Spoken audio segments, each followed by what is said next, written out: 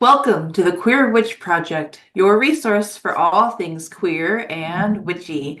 I am Damona Peacock, a fabulous, non-binary, neurospicy, ordained queerdo with a fascination for all things cycles, symbolism, and patterns. And I'm Moonkittee, your queer femme, poly kitchen witch, and proud geek. Today's topic is one we've talked about many times, and we wanted to break it down a little bit more. So, this is Queer Tarot Revisited.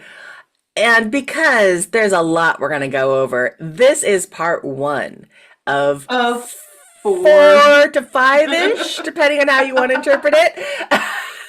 But yes, it's Queer Tarot I Revisited, the Major Arcana, part one is our official title for today. There we go. And I love talking about tarot. I have been thinking about this talk a lot, what it would look like for us to go more in depth with the tarot on our podcast. And I think I've concluded that I can never stop talking about tarot, and I could do a whole podcast about it. Mm-hmm. Mm-hmm. So yeah, you can reel me in as much as you need to. Good to know. Yeah, no, it's definitely there is no doubt that you could do an absolute podcast over every single Yes. card. A full Yes. half hour to an hour podcast just on each card. That's not what we're going to go in here. We're going to No. try to be a little bit more concise and really only go about 2 or 3 minutes into each card because we have a lot of cards to get through. There are 78 78. cards in the tarot deck. So here we And go. And some give or take because everybody has their own interpretation, and sometimes people sneak in extra cards. So, Right. Yes, that was the thing I was going to mention at the end. But yeah, no, they're 78 main. If you're talking about tarot that's generally based on the RWS, the Rider-Waite-Smith system. Um, Loosely, generally kind of based on that system. Now, again, yeah. different artists and different authors go and change that quite dramatically, but the basic symbology of that kind of system versus like the Thoth tarot or the Marseille tarot or the Lenormand tarot or something else, which have completely different systems of how their cards work. So we're talking about tarot as it relates to loosely RWS interpretations, as problematic as that can be. And if you want more about the problematic aspect, go back and watch our first Queer Tarot episode because we won't go into that we've one today. we've been there, done that. Exactly. Um, Before we dive into the bits and pieces and parts Mhm. of the tarot, overall, what is the tarot to you? The tarot, as I've looked at it, is of course it's the Fool's Journey. At least we're talking about in the aspect of the or the Major Arcana rather, as the Fool's Journey. And for me, when I'm talking about tarot and I pull something that's in the Major Arcana, that is I interpret that when I'm reading things as major life events. So these are things that are going to happen on more of a bigger scale, on sometimes a global scale, depending on the circumstances and situation. And this is the fun, unique part is every reader reads a little bit different. So that's kind of how I see it playing out. But how about you? How do you see the Well, major? tarot can be so many different things to different people, like you Hmm. said, as depending on their approaches. Some people see it as divination. Some people see it as like a psychological tool that you Okay. can. So I kind of see it as like a universal tool of like human experiences, and there's a lot of mystery and mysticism and multiple symbology written all up and down in it. Speaking of, cycle symbolism and patterns, it's obviously one of the things that my brain loves to gravitate towards because of the depth of meaning that you can find in the tarot. So again, on a podcast, all we can really do is scratch the surface. Hmm. But I feel like the major arcana or the fool's journey is relatable to the human experience, Hmm. because we're always kind of going through these cycles of learning and growing and failing and then picking ourselves back up and learning and growing again and finding some kind of success and meaning through it all, and also sometimes giving up and taking a rest. So I feel like the major arcana will find people where they're at. especially when you're reading for them with tarot. It really helps people kind of anchor into on the grand journeys and cycles that we go through in life and over again. Where am I right now on that cycle, on that journey? Hmm. So I think the fool's journey is kind of like your journey and my journey. It's the human journey. Um, it's kind of encapsulates like, am I the fool? Hmm. Are you the fool? Are we all the fools? Because I think sometimes we do all embody that sense of adventure, of Hmm. learning, of growing, of going on some kind of a journey. Being a human in an electrical meat bag, we all go through a journey that is called life. And whether you call Hmm. that life or the fool's journey or whatever it may be, that's different words for the same thing, So I love ultimately. how the tarot kind of will spell it out for you, and you can do it as a check-in to see like, well, where am I at today on this journey of life? Hmm. Or and of course you can always ask it within specific parameters of with my love life or with my Hmm. career or within my family, where what do I need to know? So and like you said, the major arcana is like the big life moments. Hmm. Or the big mysteries, Hmm. the magic. Right. And based on that, your answer, I would also add to mine. When I look at this, I read tarot as a perspective. So I don't read tarot as divination in the sense of this is what you should be doing, as in you're going to get hit by a red truck next week on a Thursday, so make sure you're not there. That is not the way that I read tarot. I read tarot as a perspective of what you are going through in, like you said, that major life event, and where to bring to life and clarity some of the things that you may not be seeing, or to have the tarot tell you exactly what it is you need to hear, and you know you need to hear it. So that's You already know also, it, but you you need already to know the hear it. answer. You don't want to just deal with the answer, but it's that clarification of knowing what you need to do, or what's the circumstances that are happening around that situation, so you can make a more informed choice. I always tell people that I don't read the future with Hmm. tarot. I read the energy that's around you. And the energy that's around you can kind of talk about the potential of the future, but it can also talk about what you're going through right now, or even what you're healing of things that you've been through. So it just really depends on what's being asked, where it hits, and what it brings up. So I see the tarot as a tool that helps facilitate sometimes very necessary conversations, and it helps people pause and check in. One of my I see a lot of dichotomy in the tarot. It's one of the things I want to talk about. There's going to be cards that kind of advise you to look outward, and there will be cards that will advise you to go inward. There will Hmm. be cards that would advise you to take action, and there will be cards that advise you to stop and wait and pause and do nothing. Hmm. And the mystery is in within all those dichotomies. There will be cards that we will say are masculine or male, and there will be cards that people will traditionally see as feminine or female. And again, it's not about the man or the woman, or if whether you're a male or a female or however you're perceived. It's about every human being has access to channeling masculine and feminine energies and have masculine and feminine traits about Hmm. themselves. And so that's why, again, it's the tarot is kind of encompassing the entirety of a human experience and breaking it down Hmm. into 78 easy steps. Right. Super easy. Well, let's jump in then All right. and start off with the zero card or the fool. And jumping in is pretty I was about to accurate when you're say, talking about this card, when right? you say jump in, do you mean like wander off a cliff accidentally? Because, yeah. Well, yes, but I also have a deck where they're not wandering off a cliff, they're diving off a cliff with a rainbow behind them. So again, different artist Yay. interpretation of either way, we are jumping, falling, walking into the unknown, or in this I, case, the clarification aspect for what is I like to, zero the fool. yes, I like to call it a leap of faith, the leap Hmm. of faith card. The fool is zero, right? So Hmm. it's before the beginning because we don't Hmm. really begin the numerical journey until we pass into actual numbers. Hmm. And zero isn't always zero seen as a placeholder, but not always as a number. Hmm. So that's also kind of encompasses some of the energy of the fool. It's an egg, I am only an egg. Hmm. Sorry to quote Heinlein. But the Fool is new, fresh, naive, about to begin a journey, taking a leap of faith. What Mhm. is the Fool for you? I tend to see it as that sense of innocence and wonder. And again, I think of it in the place of of that moment of spirit before you are born, because this is the spark of energy that sees all the potential that could potentially be there. And the minute you are given life, you are now on this journey itself.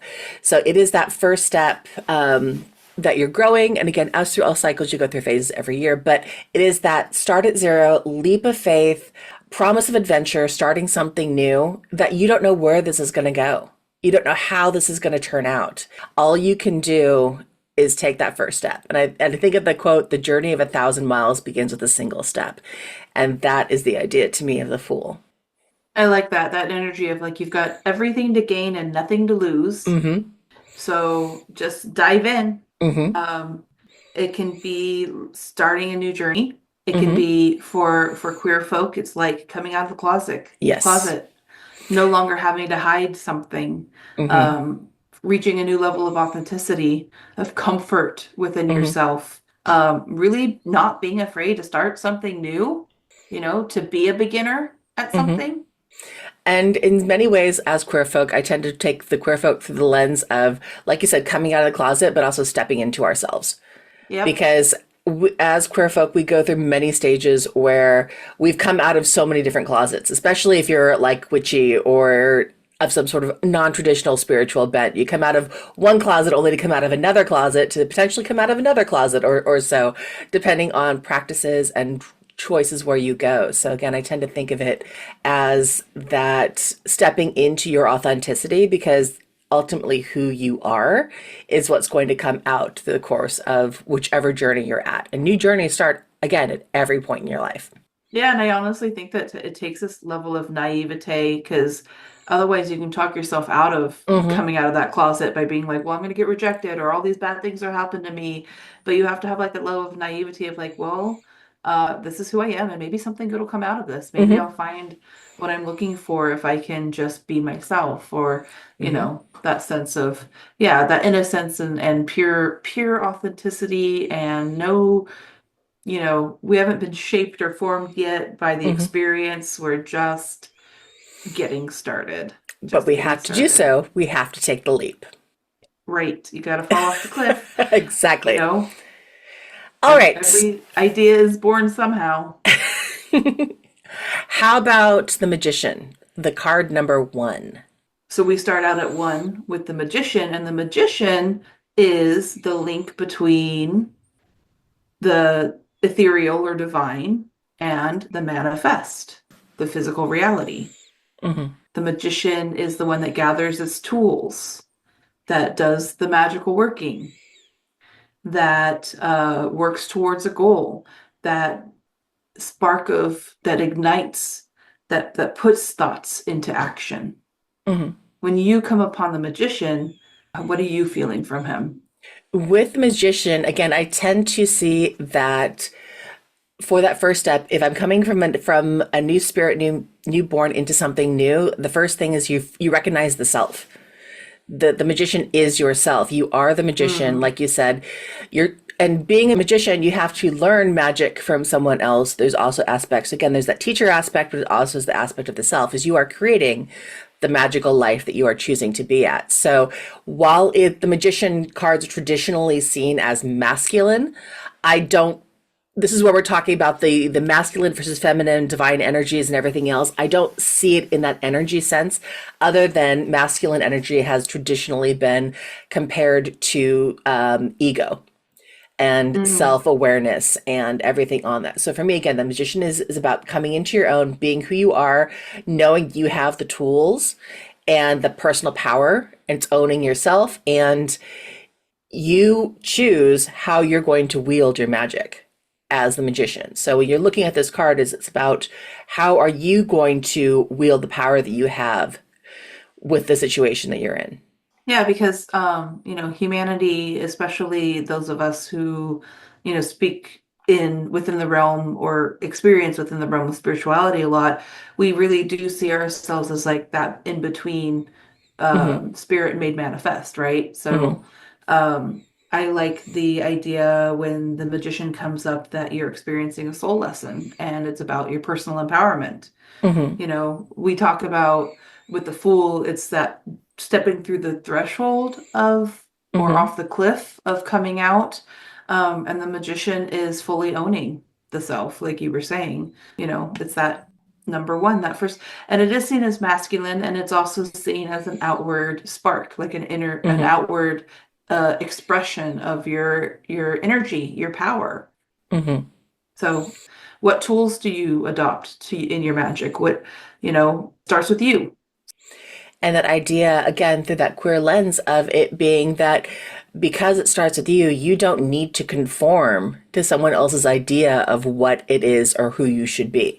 You can march to your own drum. You can Mm-hmm. be that unique person, again, stepping into that authenticity of who you are.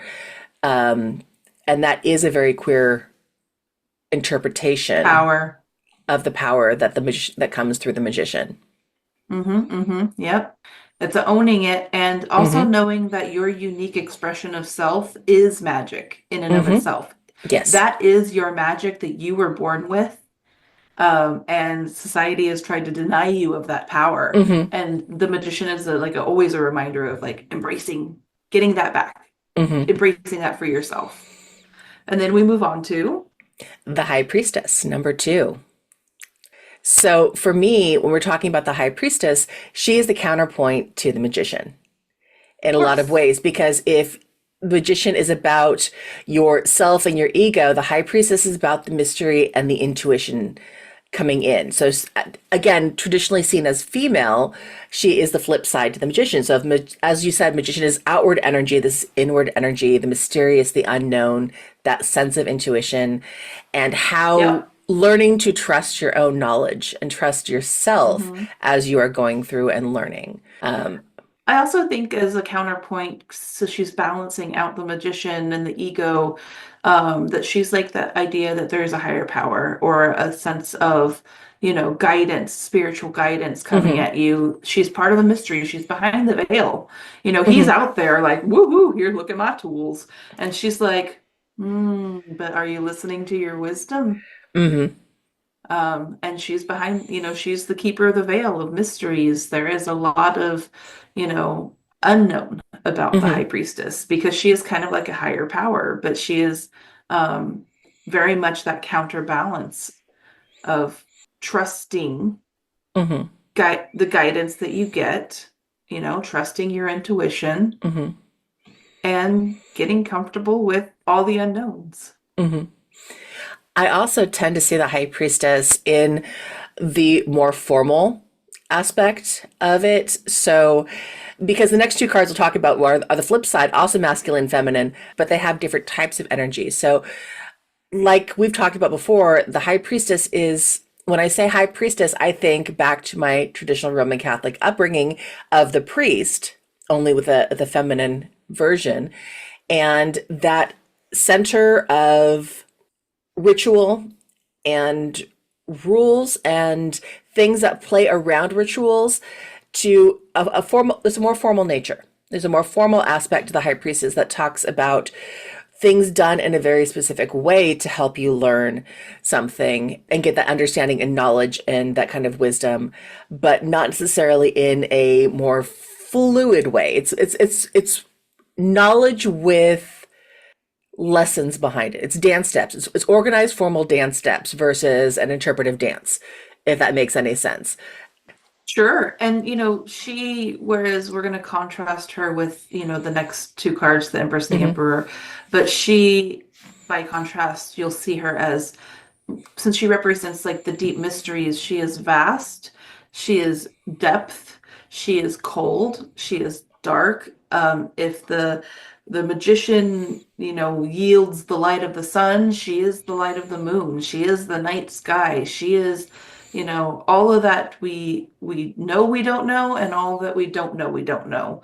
So Hmm. she is very grand, she is an elder, and within queer space, I often think about, where we seek the queer history keepers, the queer elders, those that have been through some stuff and seen some stuff, Hmm. and the older generations that are, very compassionate but truthful and maybe jaded a little Hmm. bit in their passing down of the wisdom of the history, the oral histories that we don't always get to share or hasn't always been recorded, but has been talked about from Hmm. generation to generation. That's what I think about with the high priestess. She's very Hmm. deep, Hmm. but she And it's can one be of cold. she can be cold, but it's also like I said with the elder queer generation. I think it's interesting because at some point in time we will become that older generation, Yeah, and everyone will get to a point where they have that, where they've lived through different learned yeah. experiences and learned from those who've come before them. So it's something you will eventually grow into that is as part of itself, which is very interesting that it becomes the beginning of the major arcana, which will cycle back into itself. And But so moving forward, I mhm, always, in terms of numerology, I like to see it as one and two unite and become mhm, three. Because the thing about the major arcana is they also get assigned numbers. As we talked mhm, about, the Fool is zero, the Magician is one, the High Priestess is two. And so if the Magician and the High Priestess are kind of like this male, over big, big, powerful, empowered masculine and feminine energies combined together, they're going to birth the world. And all mhm. of a sudden, we have The at number three, Empress. We the have the Empress. Empress, yes. And Empress, with that birthing of the world, I love that because to me, the Empress is Mother Nature. She Yeah. is Gaia. She is that aspect of the world. She is abundance and growth and sustenance and voluptuousness and all those things that tie back into nature relationship. Whereas again, the High Priestess is that cold, deep intuition. She is life and life Yes. energy and bringing things into the world, into creation. And she is giving life and she is nurturing and she is that mothering spirit of the tarot. I call her mommy. She's Hmm. my tarot mommy. But she is definitely the mother archetype of the tarot, where the high priestess is kind of like, goddess. Hmm. This is mother. Hmm. So she provides. She is fruitful. She is nurturing. She's definitely, maybe the fool along his journey got a little bit overwhelmed by the first two Hmm. very powerful experiences, and she's there to help ground you, help Hmm. nurture your way through. She's a soft landing place. Hmm. And kind of in queer culture, I tend to see her through like the lens of the leather mommy. I In like that that. she's at any given event, she's making sure there's a food plan. She's making sure that aftercare is happening. She's making sure that everyone's needs are taken care of. And it's ultimately that caretaker kind of archetype Mm-hmm. that comes down to it. And again, that caretaker archetype has nothing to do whether you are male, female, somewhere in between, or on a different spectrum. It really Yep. doesn't matter. That energy is universal. You're exactly, and you have a right, a human right to access the inner caretaker within yourself, no matter how you were born or what you were conditioned to believe. Everybody cares, and Hmm. everybody wants, has some kind of feeling inside that they want to help in somehow for some reason, whatever your motivation is. But we all have that aspect where we want to attend to caretaking. Hmm. So that way you can tap into the wisdom of the Empress and bring in that loving energy. I always think of the queer aunties that will adopt all the baby queers, Hmm. put them under the wing and, help little gentle guidance here and there. But, the queer, they're just full of love and welcoming Hmm. resources. The people at pride parades holding free mom hugs, free dad hug signs, they are the embodiment of the Empress. Ding, ding, ding. Right Yes, there. very That is the much. that is energy. And again, that's beyond gender. That is that energy, like you said, of the queer welcoming family. And so far with patterns, we've got kind of like a hot, cold, now we got warm. Hmm. What's So going on coming into next? next, who do we have next? Four, which is the Hmm. emperor. And Right. if the empress is the mommy, then I see the emperor as hello, daddy. but not necessarily in a fun daddy kind of place. He's the like get shit done daddy kind of Hmm. place. But he's the structure and the rules and whatever we have to put in place to make sure that you feel safe and taken care of, that's what we go to the emperor for. Hmm. But he does require that you put in some work for that. Right. Now, if for me and my interpretation, if Empress is Mother Earth and the Emperor is Father Time, like you said, Oh, that's great. structure, organization, breaking things Saturn. down to organized things. So organized units of time, organized rules, organized things that kind of come together to give you that standardized measure that you can use for all the things that you need. And again, remember, while the fool is encountering these Hmm. archetypes, we also can embody these archetypes. So, Right. you know, uh, sometimes we have to set a routine or set a schedule or Hmm. follow put stuff on our calendar and actually follow through. I don't know. Hmm. So there is a time and a place for our daddy vibes, for our emperor to come in and help fix things and structure things and organize things. Otherwise, things just don't get done. I mean, these queers, have you met them? We're full of chaos. Oh yeah, and again, which is why I think of what through the queer lens of the emperor as, like you said, daddy, but not only daddy, but leather daddy.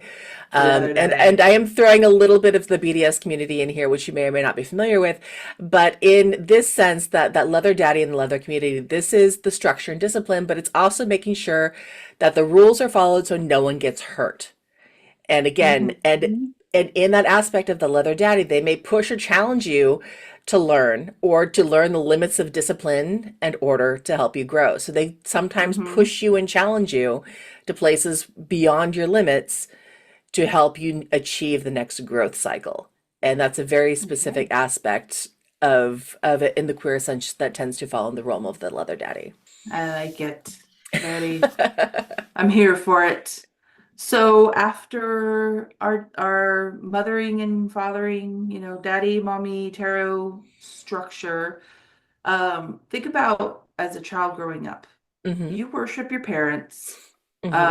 They guide you, they keep you safe, they keep you fed, they give you the best start that they could possibly can, they give you the structure and the rules to follow. But at some point, we're going to rebel against our parents and we're going to seek a higher authority somewhere. Hmm. And that's when we move on to The Hierophant, number 5. And I number 5. know you have a fun relationship with this particular card, don't you, Damona? It just haunts me. It comes up for me all the time, and I'm like, Hope, no. But it's about higher learning and Hmm. a higher power and higher education, but kind of like the structures of that. Like I feel like I can be very rebellious and chaotic, but I feel like I can do that because I put in the time to learn the foundational stuff that I'm rebelling against. Hmm. So, So yeah, the Hierophant, it's I do rebel against it, but it's kind of sometimes an important. All right, I'll give it some credit. It's important sometimes. and it's funny, I have a big poster, and again, you can't see it. For those of you who are listening, you can't see it. And for those who are on YouTube, my background is blurred, but I have a picture on my wall of the Hierophant from a particular deck that I use. And to me, I have the exact opposite kind of interpretation, or not exact opposite, but a different interpretation of the Hierophant in that it's the sense of learning, it's the wise. So for me, I had again, the strict Catholic upbringing and everything else. And at some point, I kept asking why. And Hmm. she is the witch. To me, she's not the Pope anymore. She's the witch. Yeah, She is opening I my like mind that. to new knowledge, new aspects, into this different sense of how to connect with spirit and that search for divine answers and the search for the Hmm. reason why things happen or the meaning of things. I love that fact that the Hierophant is learning and the Hierophant answers questions and their spiritual guidance, but in order to be a good spiritual guide, they have to also be on their own quest to learn. So, Yeah, and I like that. I like that the Hierophant is the archetype through which you can hold things into the light and point out the hmm. hypocrisies and decide what Hmm. your values truly are. I think that that's really, getting into the core of your spiritual self, of your sense of why you're here. Why are we living? Why is life? What is our Hmm. purpose? You have to encounter the Hierophant, whether outside of you or inside of you or both, in Hmm. order to get those answers. What I think is very fascinating, what I love is that once we meet the Hierophant within ourselves or along the journey, we are then moving forward into from 5 to 6, Hmm. where we meet The the lovers. lovers, which Right. so I think because I think it's very poignant because when you get through what's the purpose of life, I think a lot of us land on to love or Hmm. and be loved, and not necessarily from the same sources. It's just to experience love in all of its forms. And what is love? I can't help To love myself. and be loved in return. And so we have the lovers, and the Hmm. lovers is about love. It Hmm. can be about a loved one, like a romantic relationship, but that's just on the surface. It Hmm. goes so much deeper than that. Right. For me personally, every time I have a lover's card, because again, we're talking about major arcana, we're talking Hmm. about big life things.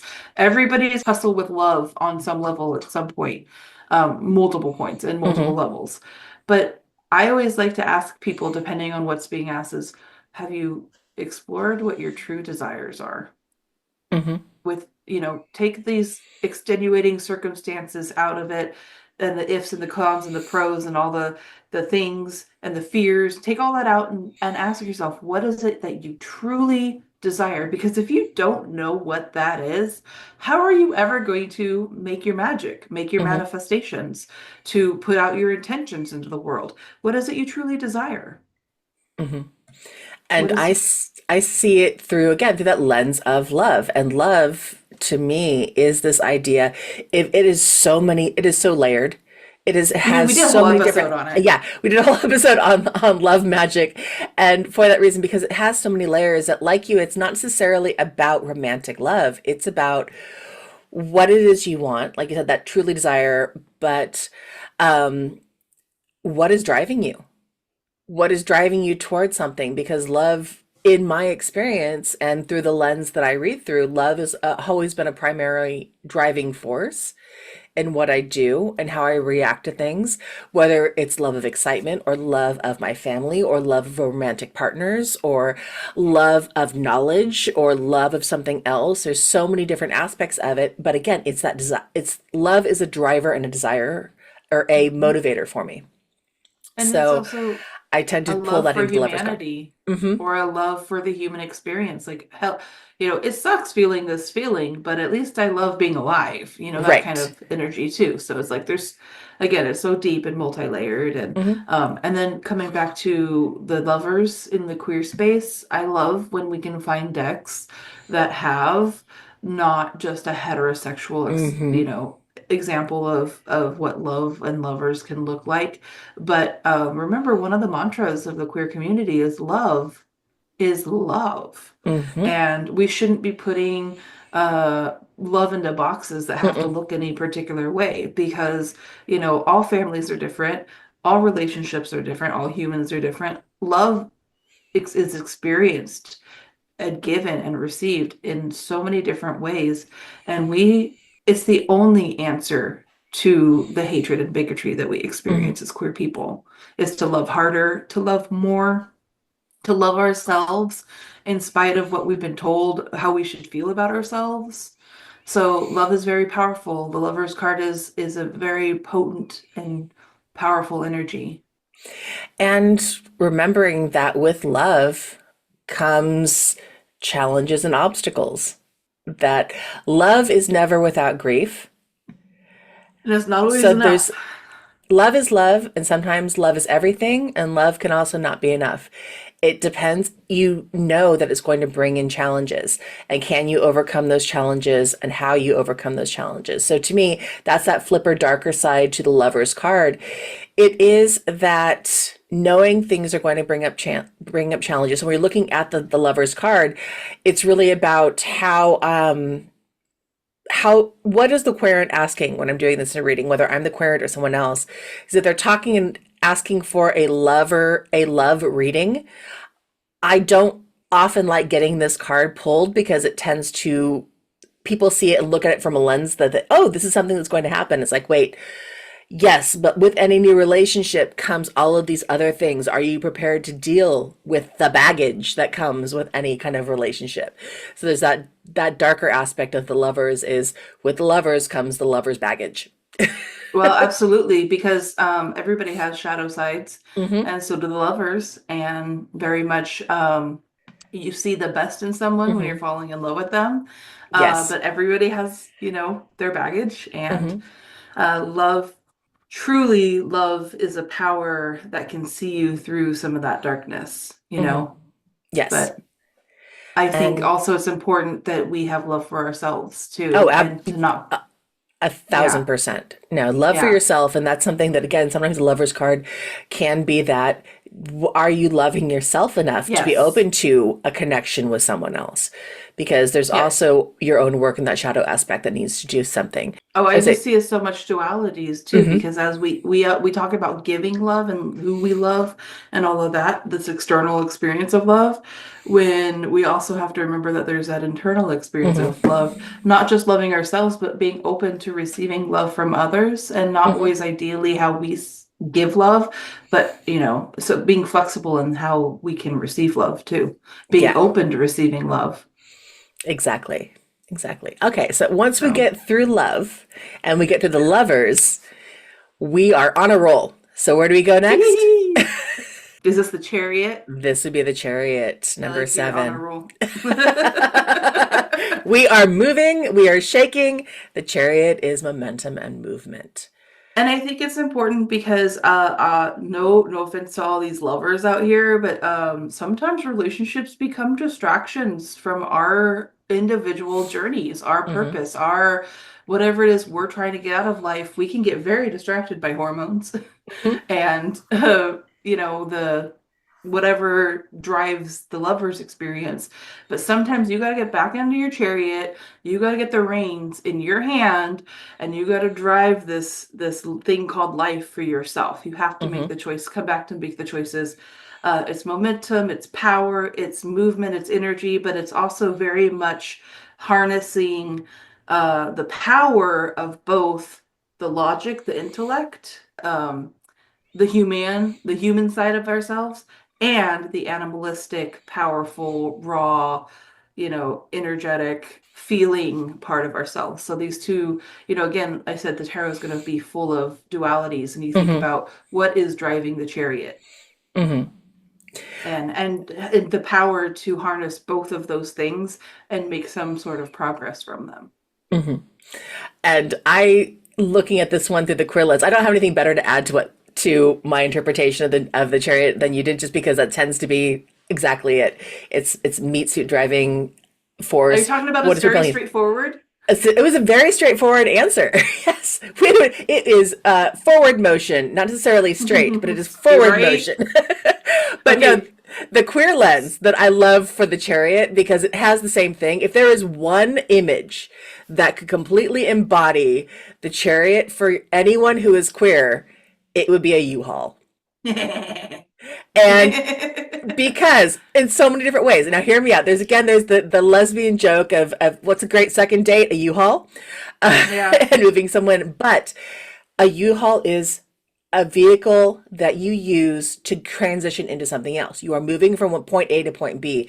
You are moving from an old life into a new life, whatever that may be. You may be Mhm. moving, from my own experience, moving from a house and an ex-husband and a few bunch of other things, moving into an openly queer lifestyle. It is that moment of moving of momentum, of Mhm. change into something new that you've actively made that decision and you are going. You are just doing it. Yep. So, and Yep. you're moving into your destiny, but it's also about community, because rarely, not saying never, but rarely do we move into something brand new this much alone. Almost every time we have friends who help us move. We have family sometimes who helps us move. We have a community, oftentimes, if you don't have anything else, that will get together and welcome you into something once you've You mean moved. all those connections we built in the lovers phase, Hmm. Exactly. right? They help Right. you. We make those because they support us in our moving forward in our own adventure in our life paths. But yeah, Hmm. it's about being on the move and being willing to move forward, putting the wind in your sails, Hmm. harnessing that power of being of movement. And then once we move through the chariot, we come upon number 8, the Hmm. strength card. And so often the strength card is a woman and a lion, and she's Hmm. taming the lion. I don't know, the lion's her buddy, but what do you make of how do you interpret the strength card? The strength card for me, especially coming right after the chariot, which is that movement into something else, the strength becomes that your realization that, oh shit, this just happened. And now I Hmm. have to be strong, and I am stronger than I think I am. So the woman looking into the lion's den, or now you've moved into a new place and suddenly you realize you're alone for the first time in your life. And how are you going to do this? You develop that inner strength to make sure that your meat suit is fed and watered and sleeping and doing all the things that you need to do. It's Building new routines, build building exactly that inner it's motion, inner strength, and yeah. that ability to say, okay, this is a new aspect of me. This is a new part of myself that I may not have known before, but it was there all along. Otherwise, it wouldn't be here now. So for me, I think of strength. The word that I really like for the strength card is fortitude. Mm, mm-hmm, And it's like that inner fortitude. So where the chariot is all about, again, it's an outward energy. It's a very progressive, like vroom energy. The strength card is actually kind of a pause or an inward energy because it's not about what you can lift.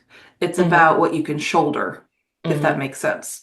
It's not about your, feats of strength in the external world, but it's about your emotional fortitude. It's about not having to fly off the handle. It's mm-hmm, about taking challenges and working your way through them. I like what you said about believing in yourself and knowing that you're actually stronger than you've given yourself credit mm-hmm, for or than other people have given you credit for. mm-hmm, The strength really is asking you to shore up your inner reserves. mm-hmm. And deal with, like I said, that resilience, especially again as queer folk in the face of bigotry and ignorance. Hmm. And in a world where we are currently living right now, we Hmm. need this strength card more than anything, I think, right now, to be able to Yeah. move forward and move out, is determining where that inner strength is and what you can do to shoulder the Yep. burdens. Speaking of the world and how it is right now, moving on from facing our, taming that lion inside and showing our inner strength, we move into the hermit. And the Hermit is actually one of my most favorite cards. It's number 9. Mm-hmm. It's we're in a 9 year, so some people would say it's a Hermit year. And the Hermit is there's different layers to the Hermit, but the first thing the Hermit is Mm-hmm. asking is for you to pull back, pull in, take a break. And sometimes we cannot keep engaging with the bigotry. Mm-hmm. We cannot keep engaging with the fear mongering and the hatred. And as queer people, we need to pull back, take a break, get back into ourselves and turn off all of the Mm-hmm. noise from the outer world. So I will go into hermit mode. Yes, I love to hermit, to hibernate in the Mm-hmm. wintertime. Hermit mode. Sometimes I've burnt out as a neurospicy human. I am on burnout. I have experienced way too much input and sensory input, and I need to shut down. I need to hermit. I need a break from the Mm-hmm. outward input, and I need to like really go inside and figure out what's going on inside. Mm-hmm. So hermits are magical to me. Yes, absolutely. And again, the idea of the hermit is that wise sage in the hills. Often the imagery is the lone sage holding a lantern with, again, that spark of knowledge, and the knowledge that you, like I said, you can only get from going internal, and stepping back and thinking about everything you've been through, everything you've done. where are you at, and assessing and really kind of taking those moments to pause and breathe and figure out what works for you and what you're going to do next, because that is something that is really challenging to do when you're being overloaded sensorially. Just constant input of media and social media and Yeah. life and weather and just Yep. family obligations and community obligations and You're all of allowed those. to unplug from time to time. Exactly. Yeah. And here's the thing about the hermit. The hermit has a perspective. Hmm. Um, in that nine position, we have almost completed a whole, we've more or less completed a whole numerology cycle. So Hmm. thinking, like you said, you imagine him up on the cliff with his lantern. Hmm. He's got perspective. So not only does he see all the bad news, all the ilk, all the hate, all the bigotry, all the ill of the Hmm. world, but he can also see the good news, the Hmm. love that is spread. He can see people helping people. And yes, there's disasters, but also there's look for the helpers. So the hermit gives you so much wisdom that sparks that light of the lamp, and you cannot stay hidden away. Hmm. You need to bring that wisdom and that perspective and that light back into your life, back onto the journey, back onto Hmm. the path. So while it's so important to hermit away sometimes and to get your time to yourself to really realign and rebalance and ground yourself, you will be going back into the fray, but you will be doing it with the light of this lantern, of this Hmm. perspective that you have gained and earned. So the hermit is such an important and wise, um, magical being that you will become and experience Hmm. archetypally. And like I said, you take that experience and you move forward. And that Always. takes us into the next card, which is the Wheel of Fortune. Do, do, do, do. And this is actually one of the cards I really like. And I know it's a hard card because the Wheel of Fortune is saying basically the only constant is change. And you've taken the lessons you've learned from the hermit and you're going to use them in this next cycle as you're going to go. Movement never stops. Even when you are hermiting and you are taking a break and everything else, the world is still going on around you. True. So it is constantly in motion. The wheel is constantly turning for that's where you get this wheel of fortune. And the wheel of fortune can bring changes in fortune, perspective, circumstance. Because again, as the hermit's coming out, they're hitting different points on that wheel. And they could hit a point where, oh my God, they're at the point where everything they're saying now they've learned, and it's going to bring prosperity and abundance. Or everything they thought they learned, the world has moved on from that, and now they've got to learn something else. And I attribute my fascination and my connection with this card to being a five life path, which is that idea of progression and adventure. And you can't have adventure without change. So, with that five and with my Sagittarius spirit, with all of these kinds of things that come together, I am constantly feeling and looking for what's coming next and what is going to happen next. How am I going to see the world next? So, I need that hermit to pull me back. To stop me from sometimes going too far, but also again knowing that the wisdom I've learned from stepping back will only help me on the next phase. And the Wheel of Fortune is also there to remind us that this nothing stays the same. So Hmm. especially in times of grief or downtroddenness or Hmm. struggle and challenge, and realize some of the comfort you can take is that it won't always feel this way. It won't always be Exactly. this way. There will be a change in fortune, and sometimes you don't have full control over that. Hmm. And that we are meant to weather, for better or worse, multiple destinies, multiple changes in fortunes, multiple life experiences. So sometimes you're going to be on top of the wheel, and sometimes you're going to be on the bottom of the wheel. But the one thing to remember with the Wheel of Fortune is if you go to the center of the wheel, you can watch as the patterns, cycles, and symbolisms float on by and realize that you're the one at the center. of Hmm. your life. You don't have to be all out in the fray of it all and on the roller coaster rides and going on the ups and the downs. Sometimes you can pull back into the center of the wheel and realize that, yep, today feels good, but tomorrow may not. And even though I will handle it tomorrow when I'm having a down day, because the following day, the wheel of fortune will turn again, and you just never Hmm. know where you're going to land. Good things can be coming your way. You have to believe that. Hmm. But also that you can handle when the fortune falls the other on the other ways. It's, Hmm.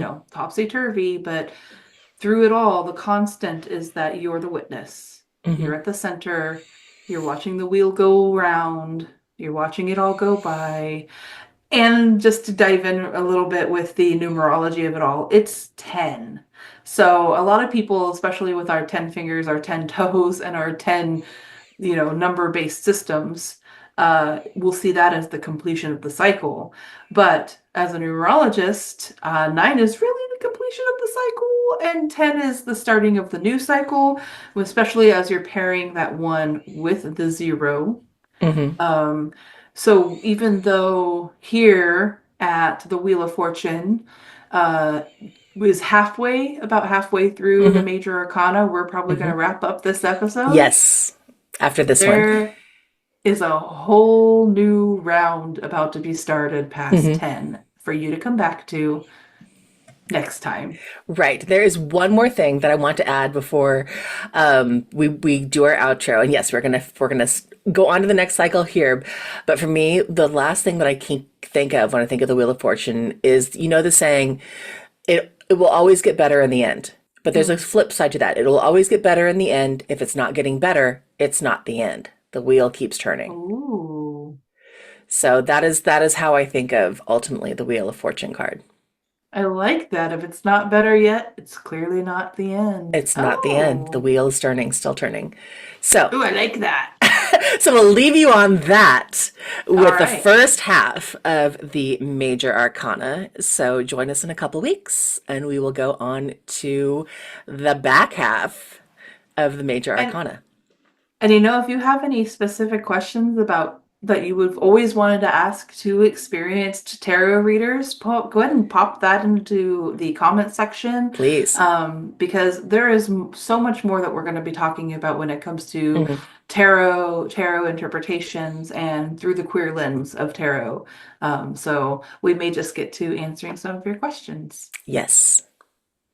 So, with that, I just want to say thank you for listening to the Queer Witch Project. And if you like what you heard, make sure that you give us some thumbs up and some 5 stars or 10 stars or however many stars they let you give us, because we like because we like that positive reinforcement. And give us some comments. Tell us what you've been curious about when it comes to tarot.